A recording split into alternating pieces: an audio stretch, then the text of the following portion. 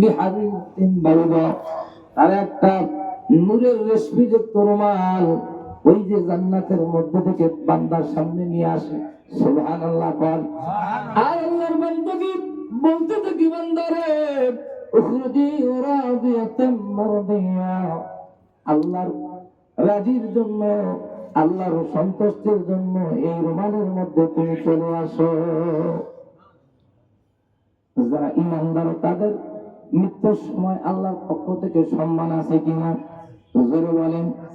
আল্লাহর হাবিব বলেন, এই ফেরেশতা যখন বান্দার সামনে আল্লাহর মেসেজটা পৌঁছায় দেয়, আল্লাহর বান্দা বলেন, তোমরা যে আল্লাহর পক্ষ থেকে আসছো তার প্রমাণ কি? আল্লাহ বলেন, এ ফেরেশতা, জান্নাত থেকে একটা বিসমিল্লাহ লেখা রুমাল নিয়ে আমার বান্দার সামনে চলে যায়। বিসমিল্লাহির রাহমানির রাহিম।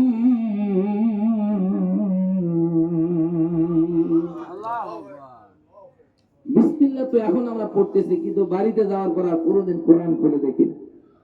এমন এমন বাড়ি আছে, আমরা কোরআন খতম করতে যাওয়ার পর দেখি যে এমন আকর্ষা আর মাকড়সা, মনে 20 বছর কোরআন শরীফ হাত দিতে পারে নাই।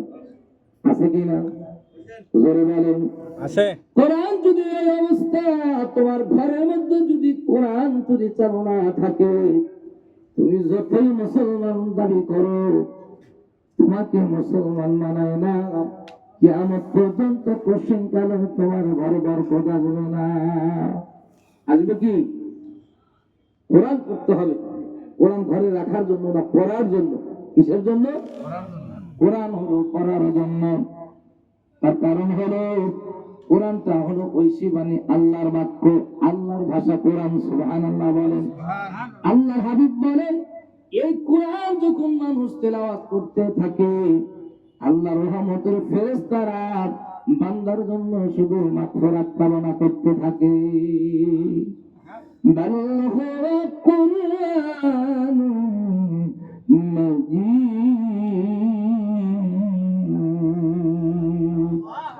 মাজিদুন ফি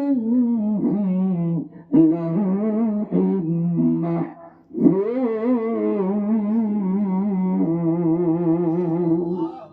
এই কোরআনের বাড়ি হলো লাউহে মাহফুজ। লাউহে মাহফুজ থেকে আল্লাহ তাআলা হাবিবে কিবরিয়ার উপর নাযিল করেছেন। সুবহানাল্লাহ। কোরআন যদি আমরা মানতে চাই, পড়তে হবে। কোরআন ঘরে স্বর্ণের অক্ষর দিয়ে লিখে রাখলে কোনো কাজ হবে না যদি না পড়েন। কথা কি ক্লিয়ার? কাজে কোরআন পড়তে হবে, নবীর সুন্নাহ। আল্লাহর হাবিব বলেন, মান হাব্বা সুন্নতি ফাকাদ হাব্বানি ওয়া মান হাব্বানি কানা মাই ফিল জান্নাহ। আমার সুন্নাতকে যারা চিন্তা করবে, আমার সুন্নাত যারা মেনে চলবে, আমি হাবিবুল্লাহ নবী আর আমার উম্মত বাতরিয়া কি জান্নাতে থাকবে। সুবহান। রাসূলের সুন্নাত মানতে হবে। রাসূলের সুন্নাত যদি মানতে চাই, আপনার বাড়ি থেকে শুরু করে, ঘুমানো থেকে শুরু করে, ঘুম থেকে ওঠা পর্যন্ত এর মধ্যে ইবাদত আছে। আছে কিনা? সারাদিনে ইবাদত আছে। আছে কিনা? আর রাস্তায় চলতেছেন, বাড়ি থেকে বাইরে হলেন, বিসমিল্লাহি তাওয়াক্কালতু আলাল্লাহ লা হাওলা ওয়ালা কুওয়াতা ইল্লা বিল্লাহিল আলিয়্যিল আযীম। দোয়া আছে। আছে কিনা? এই দোয়া যিনি পড়ে বের হবেন, তার জিম্মাদার হয়ে যাবে আল্লাহ তাআলা। সেই সালামতের জন্য আল্লাহ তাআলা সুবহানাল্লাহ কর। কিন্তু দোয়া যদি না পড়ি, আল্লাহর সাথে তোমার আপনার কোনো সম্পর্ক থাকলো না। আল্লাহ হাবিব বলেন, ঘুমানোর আগে দোয়া আছে, ঘুম থেকে ওঠার দোয়া আছে। আছে কিনা? জোরে বলেন। আল্লাহর হাবিব বলেন, তোমরা রাত্রে বেলা ঘুম থেকে ঘুমে যাওয়ার সময় তোমরা কোরআন তেলাওয়াত করার অভ্যাস করো, আর রাত্রে উঠে সালাতুত তাহাজ্জুদ নামাজের তোমরা অভ্যাস করো। সুবহানাল্লাহ কর। আল্লাহর হাবিব বলেন, এই দুনিয়াটা আল্লাহ তাআলা দুইটা কারণে ধ্বংস করেন না। কয়টা কারণে? একটা কথা হলো আমিরুনাল মাসাজিদ মুস্তাগফিরিনা বিল আযহার। আল্লাহ বলেন, যারা সিজদাতে তাহাজ্জুদে গুনগুন করে কাঁদে, আর যারা মসজিদগুলোকে আবাদ করে, এই দুই ব্যক্তির কারণে দুনিয়াটা আমি ধ্বংস করি না। আরে বোঝা গেল তাহাজ্জুদ গুজারি বান্দা আল্লাহর কাছে দাম আছে কিনা? জোরে বলেন। আমরা যত আশিকে রাসূল দাবি করি, আশিকে রাসূল দাবি করতে হলে রাসূলের সুন্নাহগুলো, রাসূল কি করেছে, সাহাবীরা কি করেছে, এইগুলো আমাকে আপনাকে মানতে হবে।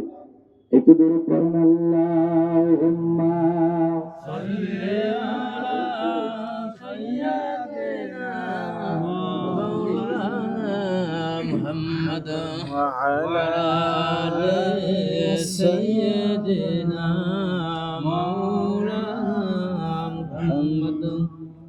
নবীর খালিয়া বসে খাদিজার দেশে, আরে বকরি সরাইতেন জঙ্গলায়, মারহাবা। এই সমস্ত মজেদার দেখা বিবি খাদিজা, জীবন জীবন জীবন জীবন করি নবীজি, আপনাকে দেখিতে মনে চায়, মারহাবা। আরে আপনাকে দেখিতে মনে চায় নবীজি, আপনাকে দেখিতে মনে চায়। আল্লাহুম্মা সাল্লি আলা মাওলানা মুহাম্মদ ওয়া আলা আলি সাইয়্যিদিনা।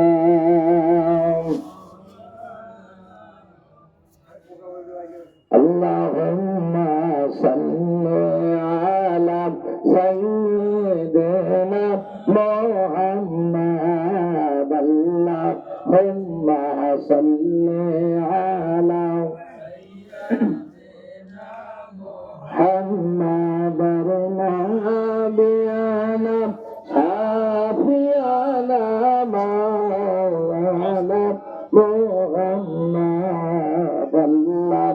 اللهم صل على سيدنا محمد نبينا شافينا مولانا محمد، اللهم صل على سيدنا محمد। আল্লাহ তুমি দয়া করো, নসিব করো মদিনা, হায়রে নূর নবীকে না দেখাইয়া কবর দেশে নিব না। আল্লাহুম্মা সাল্লি আলা মুহাম্মদ, আল্লাহুম্মা সাল্লি আলা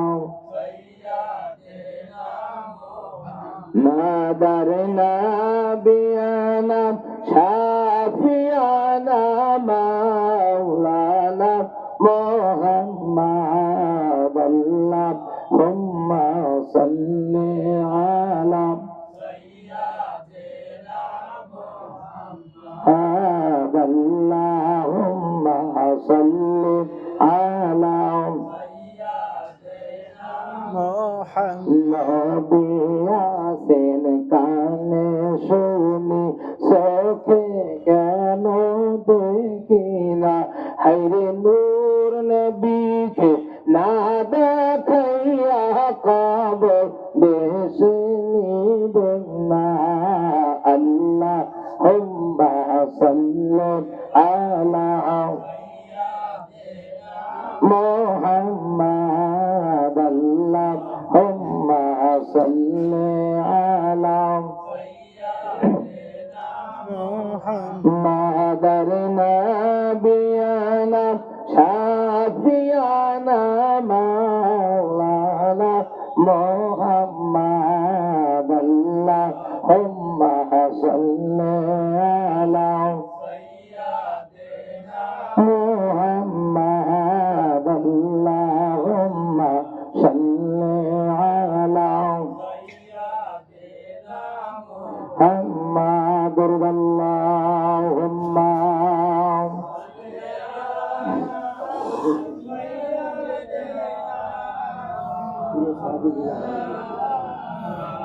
وعلى آل سيدنا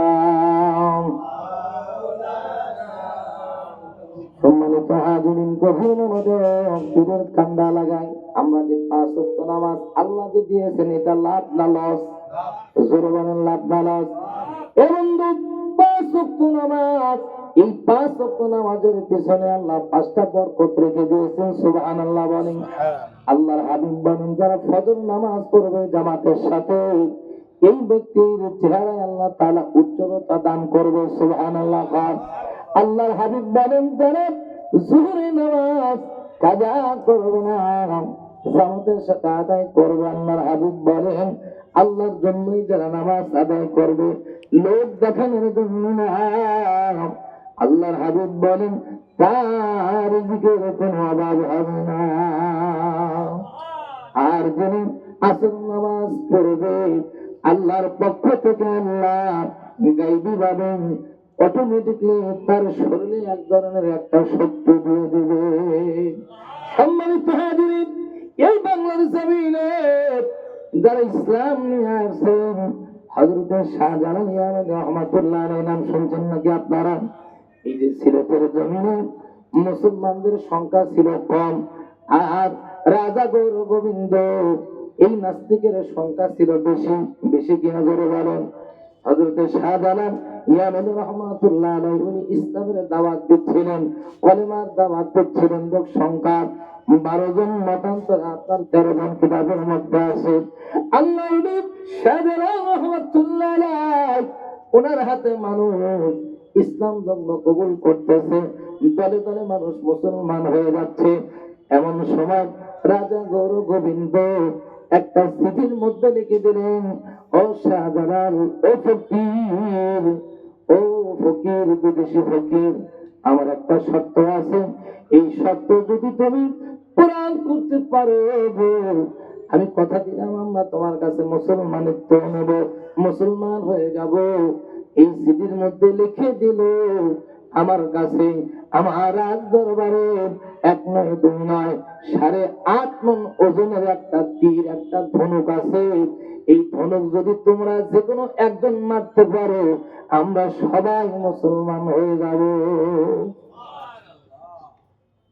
10 কেজি ওজনের ধনুক কি মারার ক্ষমতা কারো আছে? কথা কয় না। আমাদের মধ্যে আম পাবলিক কি পারবে? আম পাবলিক কিন্তু সাধারণ মানুষ কিন্তু পারবে না। এবং শাহজালাল রহমাতুল্লাহ আলাইহি উনি বললেন, বাবারা, তোমাদের মধ্যে আসর নামাজ কার কাজা হয় নাই? সুবহানাল্লাহ বলেন। জীবনে কার আসর নামাজ কাজা হয় নাই? একজন হাত করে বলে, হুজুর,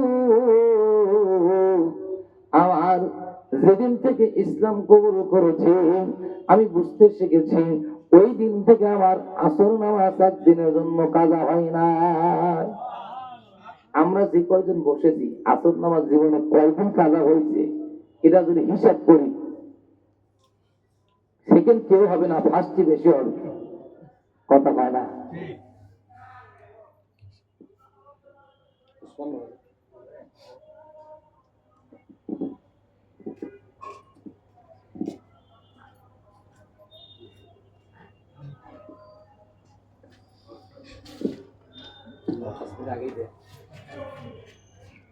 এখানে হবে না,